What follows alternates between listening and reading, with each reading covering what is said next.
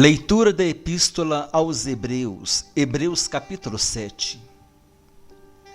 Porque este Melquisedeque, rei de Salém, sacerdote do Deus Altíssimo, que saiu ao encontro de Abraão, quando voltava da matança dos reis, e o abençoou, para o qual também Abraão separou o dízimo de tudo.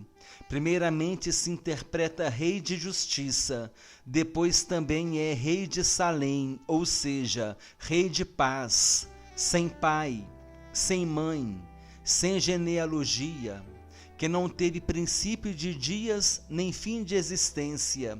Entretanto, feito semelhante ao Filho de Deus, permanece sacerdote perpetuamente. Considerai, pois, como era grande esse a quem Abraão, o patriarca, pagou o dízimo tirado dos melhores despojos. Ora, os que dentre os filhos de Levi recebem o sacerdócio têm mandamento de recolher, de acordo com a lei, os dízimos do povo, ou seja, dos seus irmãos, embora tenham estes descendido de Abraão. Entretanto, aquele cuja genealogia não se inclui entre eles, recebeu dízimos de Abraão e abençoou o que tinha as promessas. Evidentemente, é fora de qualquer dúvida que o inferior é abençoado pelo superior. Aliás, aqui são homens mortais os que recebem dízimos, porém ali, aquele de quem se testifica que vive. E, por assim dizer, também Levi, que recebe dízimos, pagou-os na pessoa de Abraão, porque aquele ainda não tinha sido gerado por seu pai, quando Melquisedeque saiu ao encontro deste.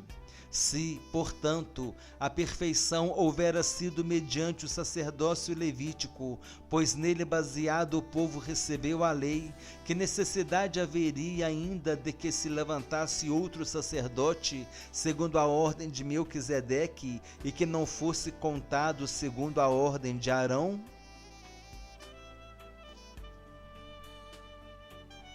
Pois, quando se muda o sacerdócio, necessariamente há também mudança de lei, porque aquele de quem são ditas estas coisas pertence a outra tribo, da qual ninguém prestou serviço ao altar. Pois é evidente que nosso Senhor procedeu de Judá, tribo a qual Moisés nunca atribuiu sacerdotes, e isto é ainda muito mais evidente quando, à semelhança de Melquisedeque, se levanta outro sacerdote constituído não conforme a lei de mandamento carnal, mas segundo o poder de vida indissolúvel. Porquanto se testifica, tu és sacerdote para sempre, segundo a ordem de Melquisedeque. Portanto, por um lado, se revoga a anterior ordenança, por causa de sua fraqueza e inutilidade, pois a lei nunca aperfeiçoou coisa alguma. E, por outro lado, se introduz esperança superior, pela qual nos chegamos a Deus.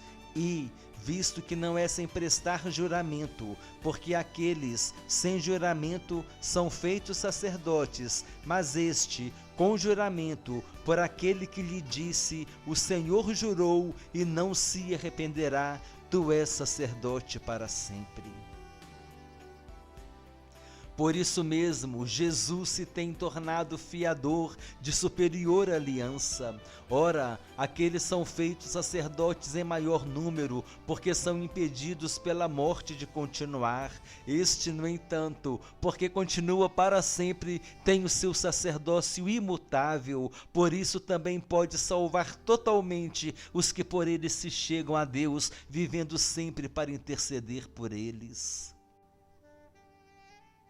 Com efeito, nos convinha um sumo sacerdote como este, santo, inculpável, sem mácula, separado dos pecadores e feito mais alto do que os céus, que não tem necessidade, como sumos sacerdotes, de oferecer todos os dias sacrifícios, primeiro por seus próprios pecados, depois pelos do povo. porque fez isto uma vez por todas, quando a si mesmo se ofereceu. Porque a lei constitui sumos sacerdotes a homens sujeitos à fraqueza, mas a palavra do juramento, que foi posterior à lei, constitui o Filho perfeito para sempre.